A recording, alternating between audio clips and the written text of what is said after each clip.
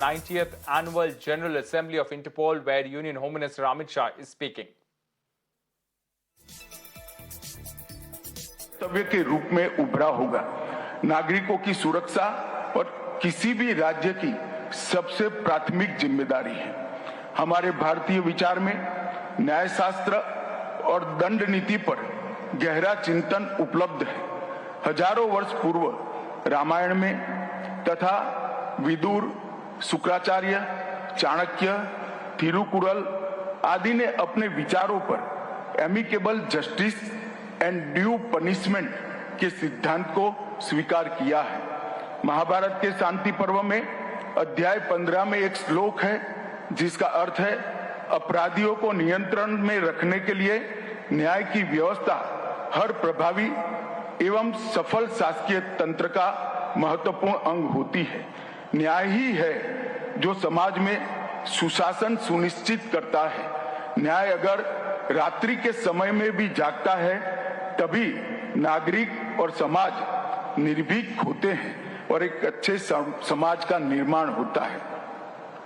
अभी अभी पिछले 8 साल में प्रधानमंत्री मोदी जी के नेतृत्व में भारत सरकार यह सुनिश्चित करने के लिए निरंतर आवश्यक कदम उठा रही है कि हमारा पुलिस बल किसी भी चुनौती का सामना करने के लिए तैयार रहे।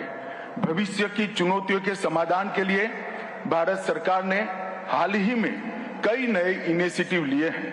जैसे भारत सरकार ने नेशनल फॉरेंसिक साइंस यूनिवर्सिटी का गठन किया है। ICGS के रूप में क्रिमिनल जस्टिस के मुख्य स्तंभ अर्थात ई कोर्ट, ई प्रिजन, ई फॉरेंसिक तथा ई प्रोसिक्यूशन को crime and criminal tracking network and system के साथ जोड़ा जा रहा है। भारत सरकार ने यह भी तय किया है कि टेररिज्म, नारकोटिक्स और इकोनॉमिक ऑफेंसेस जैसे अपराधों पर नेशनल डेटाबेस का निर्माण किया जाए। साइबर अपराध के विरुद्ध व्यापक जवाबी कार्यवाही सुनिश्चित करने हेतु भारत सरकार ने Indian cyber crime coordination centre I4C की भी स्थापना की है। मित्रों, आज के डाटा और इंफॉर्मेशन के क्रांति के समय में क्राइम और क्रिमिनल दोनों का स्वरूप बदल गया है। आज के समय में अपराध बॉर्डरलेस हो गया है। अगर ऐसे अपराधों और अपराधियों को रोकना है तो कन्वेंशनल जियोग्राफिक बॉर्डर से ऊपर उठकर हमें सोचना पड़ेगा और कार्य भी करना पड़ेगा। जहां एक और अपराधी सिंडिकेट अत्याधुनिक टेक्नोलॉजी के उपयोग से अंतर्राष्ट्रीय स्तर पर साठगांठ कर काम कर रहे हैं, उसे देखते हुए मुझे कोई कारण नहीं दिख रहा कि दुनिया के देश एक दूसरे के साथ सहयोग और समन्वय न करें। हमारी पुलिस और लॉ एनफोर्समेंट एजेंसियों के सामने एक ड्यूअल चैलेंज भी है। एक तरफ तो राज्य की संप्रभुता के दायरे में हमें कानून को लागू करना है, तो दूसरी तरफ अपराध के ग्लोबल नेचर को समझकर अपराधियों का पता लगाकर न्याय की चिंता भी करनी है। इन चुनौतियों के बीच सुरक्षा एजेंसियों का काम आसान करने में इंटरपोल की भूमिका बहुत महत्वपूर्ण है और भविष्य में और ज्यादा महत्वपूर्ण होने वाली है।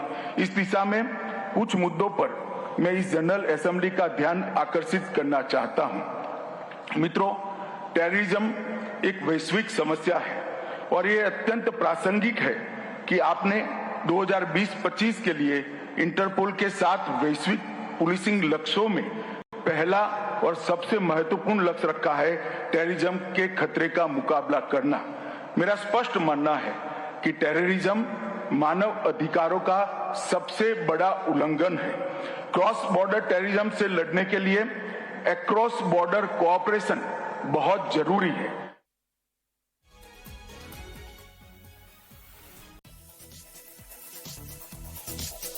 All right, Amit Shah there addressing the 90th Annual General Assembly of Interpol, saying that offences have become borderless and we have to rise over the conventional geographic borders to combat offences, also saying terrorism is the biggest threat to human rights, and also saying that the government is aiming to prepare a database of terror, narcotics and economic offences. So important points there being made by the Union Home Minister.